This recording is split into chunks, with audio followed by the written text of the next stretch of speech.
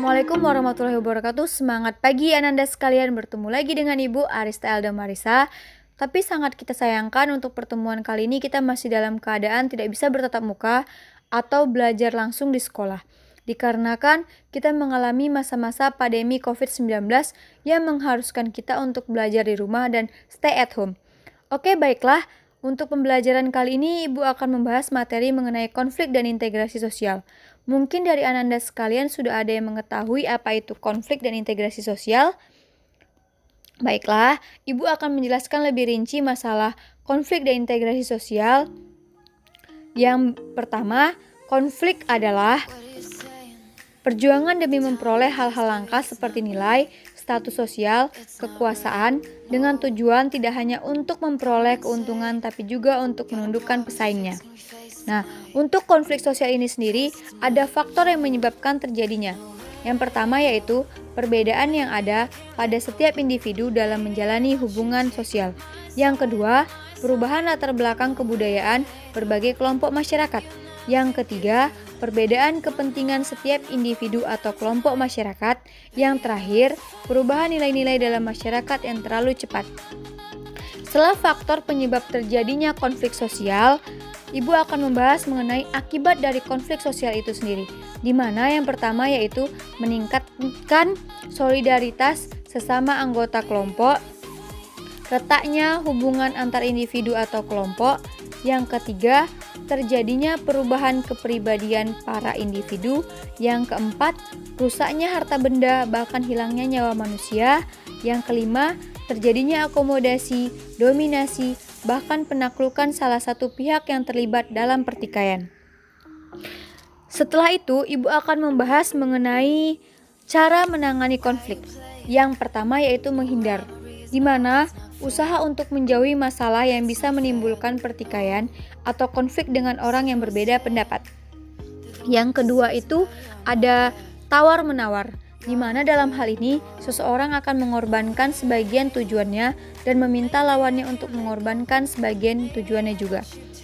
Selanjutnya ada memaksakan kehendak kepada orang lain, di mana orang ini beranggapan bahwa konflik harus diselesaikan dengan cara apapun asalkan kemenangan berpihak kepadanya. Selanjutnya ada menyesuaikan kepada keinginan orang lain, di mana orang ini beranggapan bahwa konflik harus dihindari demi keharmonisan dan lebih baik mengorbankan tujuan pribadi demi mempertahankan hubungan dengan orang lain. Yang terakhir ada kolaborasi, di mana kolaborasi itu sendiri berarti memandang suatu konflik sebagai masalah yang harus diselesaikan agar mengurangi ketegangan antar pelaku konflik. Oke, baiklah, tadi itu materi mengenai konflik sosial. Kali ini Ibu akan masuk mengenai materi integrasi sosial, di mana integrasi sosial itu sendiri berarti proses penyesuaian unsur-unsur yang berbeda dalam masyarakat menjadi satu kesatuan, seperti ras, etnis, agama, kebiasaan, adat istiadat, suku bangsa, sistem nilai, dan lain-lain. Dalam integrasi sosial ini sendiri, ada faktor yang menyebabkan terjadinya integrasi sosial. Yang pertama, anggota masyarakat merasa bahwa mereka berhasil saling mengisi kebutuhan-kebutuhan mereka. Yang kedua, masyarakat berhasil menciptakan kesepakatan bersama mengenai nilai dan norma. Yang ketiga, nilai dan norma sosial itu berlaku cukup lama dan dijalankan secara konsisten. Oke, itu tadi faktor terjadinya integrasi sosial. Kali ini Ibu akan membahas mengenai faktor yang mempengaruhi integrasi sosial itu sendiri. Yang pertama itu homogenitas kelompok, di mana apabila homogenitas rendah mengakibatkan integrasi sosial sangat mudah dicapai, begitu pula sebaliknya.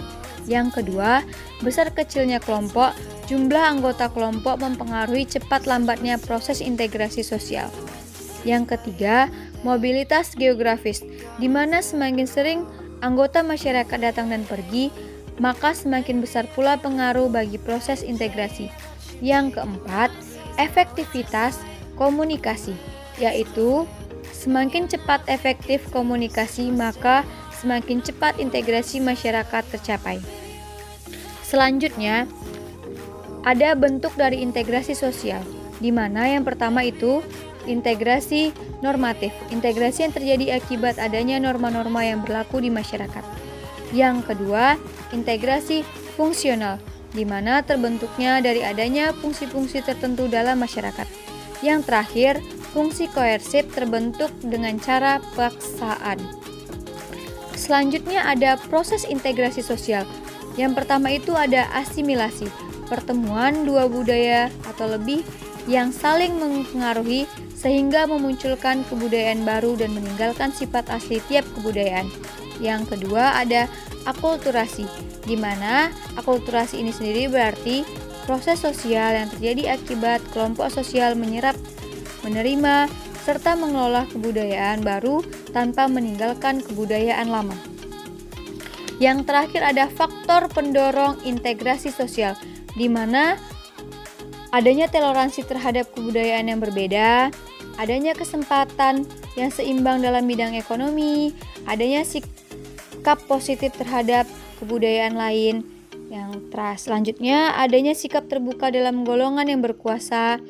Terus adanya kesamaan dalam unsur-unsur kebudayaan. Selanjutnya adanya perkawinan campuran atau amalgamasi. Yang terakhir adanya musuh bersama dari luar.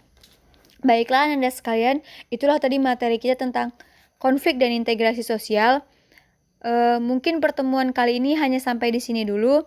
Semoga Anda sekalian selalu sehat walafiat di rumah dan kita bisa berkumpul lagi di sekolah dalam waktu dekat ini. Baiklah, Ibu ucapkan terima kasih banyak. Anda sekalian sudah Ibu ucapkan Assalamualaikum warahmatullahi wabarakatuh.